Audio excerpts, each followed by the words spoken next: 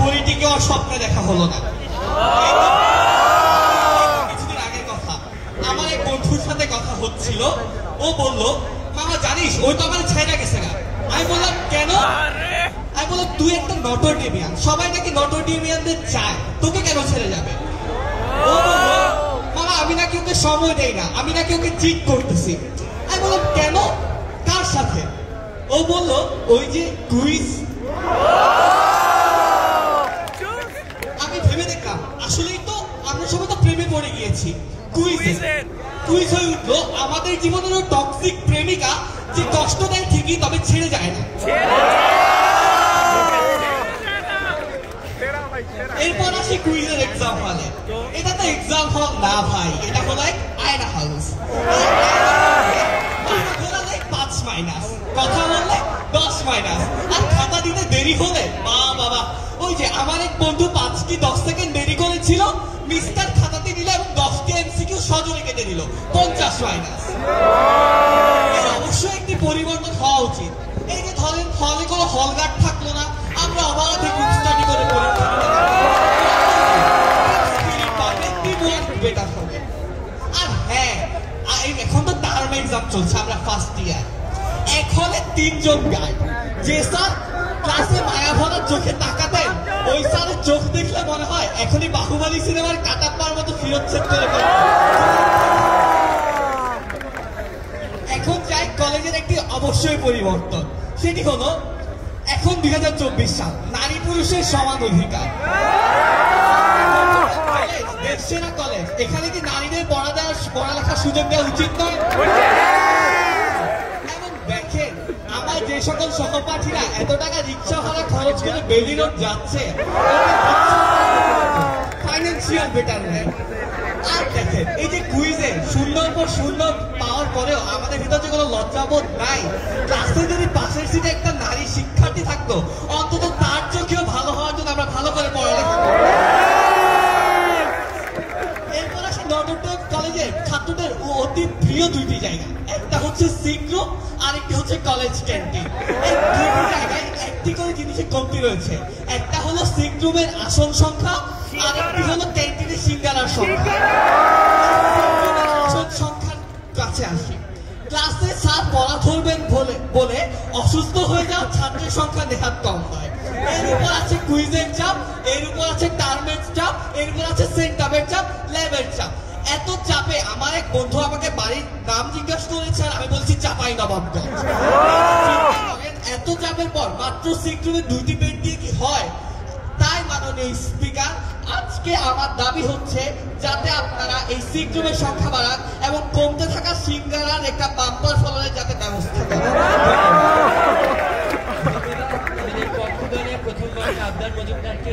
তিনি আমাদের সামনে অনেকগুলো দাবি উত্থাপন করেছেন, তার মধ্যে সিগনিফিকেন্ট 2টি দাবি হচ্ছে সিঙ্গারার বাম্পার ফলন এবং তিনি নারী শিক্ষার অগ্রগতি চাচ্ছেন, তাই নটরডেম কলেজে নারী শিক্ষার্থীর ইনক্লুশন চাচ্ছেন।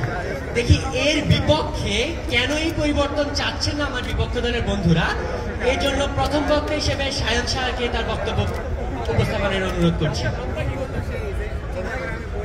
নটরডেমে আয়শায় আমার যৌবন ফুরাইছে, আয়শায় আমার যৌবন ফুরাইছে, আর ল্যাবের প্যারায় কুইজের প্যারায় গার্লফ্রেন্ড পালাইছে। আয়শায় আমার যৌবন ফুরাইছে। প্রতিপক্ষের বন্ধুরা, এই আফসোস কেবলই আপনাদের একার নয়, বরং আমরাও সকলেই নটরডেম কলেজের নিয়মের অনুসারী এবং একই সাথে ভুক্তভোগীও বটে। আমরা কিন্তু আপনাদের সাথে আমাদের এই পার্থক্য, আমরা নটরডেম কলেজের কোনো পরিবর্তন চাচ্ছি না। প্রতিপক্ষের বন্ধুরা, আপনারা কিন্তু আসলে বুঝতে পারছেন না, আপনাদের মন বাহ্য দৃশ্যে ভুলে গিয়েছে। তার প্রাথমিক সমান কি ছিল জানেন? কলেজের বাঁশবাগানের পরিবর্তে বেইলি রোডের ফুল বাগানের প্রতি আকৃষ্ট হওয়া। যাই হোক, আমি আজকে আপনাদের ভ্রান্তি ভেঙে দেওয়ার চেষ্টা করবো। আজকে প্রতিপক্ষ দলের বন্ধুদের দেখে বিতার্কিক কম নারী রূপ মরিচিকায় আসক্ত বলে বেশি মনে হচ্ছিল। এখন কলেজের পরিবর্তন চাইলেও দুর্ভাগ্যক্রমে যদি পরিবর্তন হয়েও যায়, দেখা যাবে ক্যারিয়ারের দ্বার প্রান্তে এসে পেডেল চাপতে চাপতে বেইলি রোডের জনৈক সখিনাকে স্মৃতিচারণ করে আপনাদের গাইতে হবে, ও সখিনা গেছে আমি এখন রিস্কা চালাই ঢাকা শহরে, ও সখিনা গেছস কিনা ভুইলা আমারে। প্রতিপক্ষ প্রতিপক্ষের বন্ধুদের কাছে 216 নং কক্ষ হাবিয়া দোজক মনে হলেও আমার কাছে আদতে তা বায়না ঘর, কেননা সেখানে আমাদের সকল বায়নাগুলো পূরণ করা হয়। তাই পরিবর্তনের ধারায় আমাদের বায়না ঘর বিলুপ্ত হয়ে গেলে আমাদের অনুষ্ঠের বায়না আবদারগুলো কিন্তু পূরণ হবে না। প্রতিপক্ষের বন্ধুরা কুইজে শূন্যের বোঝায় জর্জরিত হয়ে হয়তো অবসাদগ্রস্ত, আমিও তাদেরই দলের অন্তর্ভুক্ত, তবে আমার অবস্থান পরিবর্তনের বিপক্ষে। চলুন আজ না হয় আপনাদের দৃষ্টিভঙ্গির পরিবর্তন করে দিই। অঙ্কের খাতায় 2টা টাটকা শূন্য নিয়ে স্যারের কাছে গিয়ে বললাম, স্যার ভুল তো মানুষই করে, তা বলে নাম্বার কাটবে? স্যার বললেন, ভালো চোখের দৃষ্টি দিয়ে নয় মনের দৃষ্টি দিয়ে দেখো, তোমাদের মজাই মজা।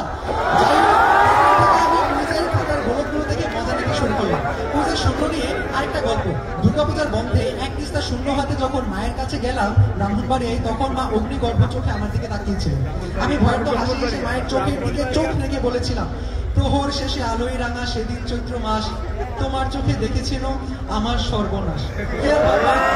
তাই হলো, মা রুশ ছাড়াই সেদিন আমার 2টো গাল লাল করে দিলেন। তাই আমার ব্যক্তিগত অভিমত, অন্তত মায়ের হাতের জুতা ও রান্না সামগ্রীর ছোঁয়া পেতে হলেও কুইজ ব্যবস্থার পরিবর্তন করা উচিত নয়। প্রতিপক্ষের বন্ধুদের কাছে বিষয়টি স্পষ্ট করার জন্য আমি একটি কবিতা পড়ব। যে ডানা কাটা পরীর পিছে ঘুরে সময় কাটাও মিছে, তাদের কাছে ঠাঁই পাবে না বিনে পয়সা খালি হাতে, দুঃখ কেবল প্রাপ্য হবে মিথ্যে প্রেমের প্রতিঘাতে। নটর ডেমের বদল চাও পরীর বিরহতে, কিন্তু সেই পরী অ্যাডমিশনে ভেসে যাবে নটর ডেমের স্রোতে।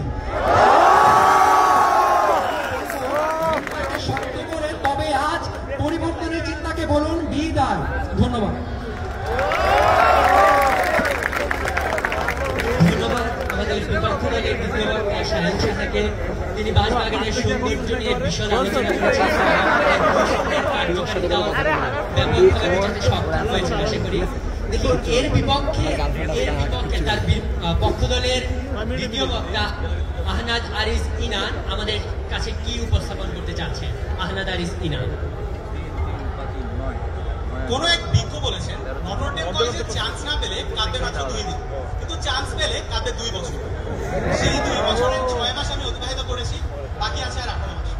মাননীয় স্পিকার, আপনাকে প্রথমেই বুঝতে হবে change is the demand of time, অর্থাৎ পরিবর্তন সময়ের দাবি। কিন্তু সমস্যাটা হচ্ছে নটর ডেম কলেজের quiz, lab, makeup, turn, Saint up এসব দেওয়ার পর আমাদের সেই সময়টাই থাকে না এই দাবিটি তোলা। তাই আজকে এই বিতর্কের মঞ্চে সেই দাবিটি তুলে ধরতে চাই। প্রথমেই আসা যাক বিশ্ববিখ্যাত কিংবা কুখ্যাত কুইজের ওপর। নটর ডেম কলেজের কুইজ আসলে কোনো কুইজ না, এছাড়া তৃতীয় বিশ্বযুদ্ধ। কেন? কারণ পরীক্ষার আগে সবার মুখে মুখে সেই যুদ্ধের প্রস্তুতি থাকে, কিভাবে যুদ্ধের টিকে থাকা যায় তাই হয় তাদের মূল পরিকল্পনা। কিন্তু পরীক্ষার পর বোঝা যায় এই যুদ্ধে কেউই টিকে থাকবে না। নিউক্লিয়ার বোমা, প্রশ্ন এবং নিউক্লিয়ার বোমায় সকলেই ধ্বংস হয়ে যায়। এটা আবারও প্রমাণিত করে এটা তৃতীয় বিশ্বযুদ্ধের মতো। পরীক্ষার রেজাল্ট দেওয়ার পর মনে হয় এ যেন কোনো পরীক্ষার রেজাল্ট দেয়নি, বরং কোনো সংসদীয় নির্বাচনের রেজাল্ট দিয়েছে।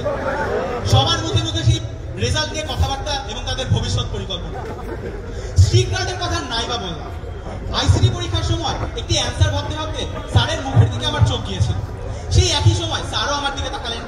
106 জনের একটা রুমে কেন আমার দিকে স্যারের একই সময় চোখ পড়তে হলো তা আমি জানি।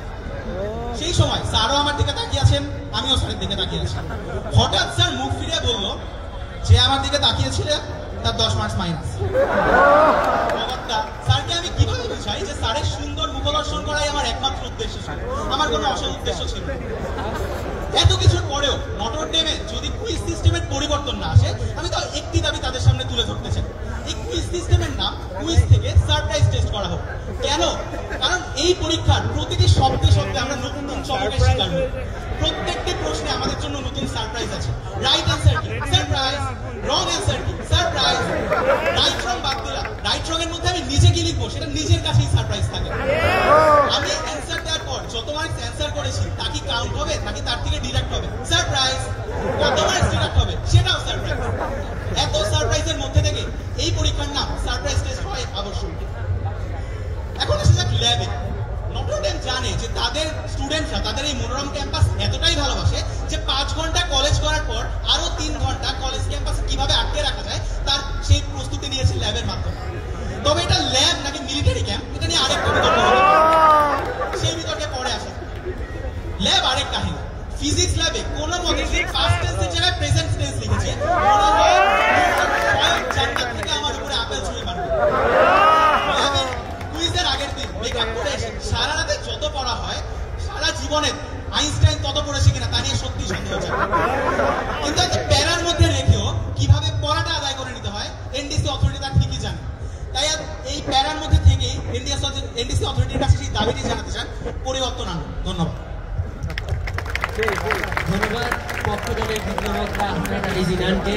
তিনি রীতিমতো তার বক্তব্যে বুঝে গেছি তিনি অত্যন্ত সারপ্রাইজ হয়ে আছেন। দেখি তার সারপ্রাইজের বিপরীত আমাদের জন্য কি সারপ্রাইজ নিয়ে আসছে বিপক্ষ দলের দ্বিতীয় বক্তা এবং আজকের রম্য বিতর্কের শেষ বক্তা কাজী মাহবুবুজ্জামান।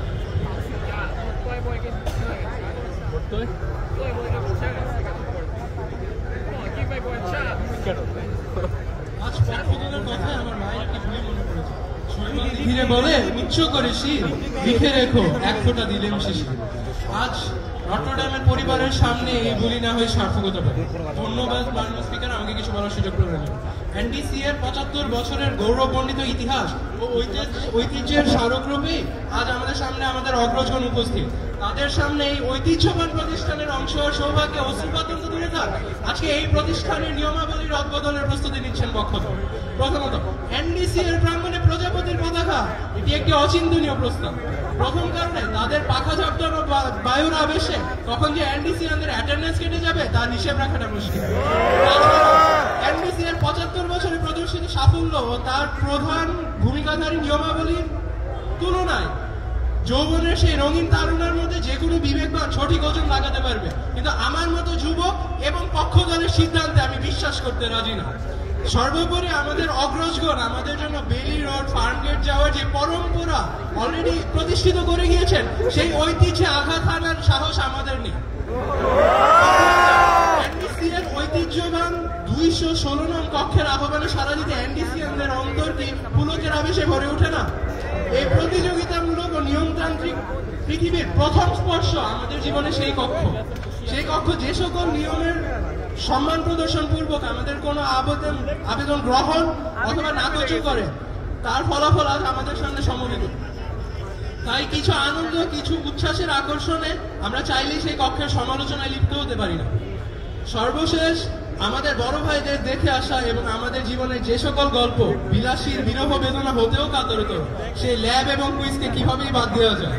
কুইজে প্রাপ্ত সাপ্তাহিক 4টি ডিম এবং মেকআপের জন্য ডজনবারের 5 তলা উঠানামা, এমন রুটিন, এমন ডায়েট, এমন শরীরচর্চা কোথায় বা দেখা যায়। আর আজ পক্ষদল ক্যান্টিন বা সিক্রুম নিয়ে কি বা গল্প করবে? এই প্রতিষ্ঠানের ছাত্রদের কি ফুরসত আছে অসুস্থ হওয়া? আমরা তো সিটে বসে বসে ঘুমাই যাই, তো বিছানা বাড়ি আমরা কি বা করে নিব? তাছাড়া কেবল সিঙ্গারা খেয়ে ক্যান্টিনের অন্যান্য খাবারদের প্রতি আপনারা যে বৈষম্য করছেন, তাদের বদলে আপনাদের গ্যাস্ট্রিক হবে না তো কি হবে? আজ এইসব গল্পই কষ্টের সঞ্চার করছে, কাল জীবনের কোনো পর্যায়ে সাফল্যের সূক্ষ্মতম কিরণের দেখা পেলে এই সকল গল্পই আমাদের কাছে আমাদের সাফল্যের ধ্বনি হয়ে আসবে। তাই অনুপম ভুল বলিনি, আমার মুখের স্বরূপ এবং পণ্ডিত মশাইয়ের মুখে বিদ্রুপ যেন একই শোনা। তেমনই ভাবে আমার কষ্টের গল্প যেন অন্য কোনো অভাগার মুখে আমার কানে আমার সাফল্যের ধ্বনি হয়ে বেজে ওঠে, এই আশা ব্যক্ত করেই আমি আমার বক্তব্য শেষ করছি। ধন্যবাদ সকলকে। ধন্যবাদ বিপক্ষ দলের দ্বিতীয় বক্তাকে। নটরডেমের পরিবর্তন আসলে আসবে নাকি আসবে না, এটি হয়তো ১০০তম বর্ষে আবার নতুন করে আমরা সবাই একত্রিত হলেই এই প্রশ্নের জবাব পেয়ে যাব। এই ছিল আজকে আমাদের আয়োজনে। ভুলগুলো ক্ষমাসুন্দর দৃষ্টিতে দেখার আহ্বান। ধন্যবাদ সবাই। ধন্যবাদ বিতর্কের জন্য, সুন্দর বিতর্কের জন্য। আমরা আসলে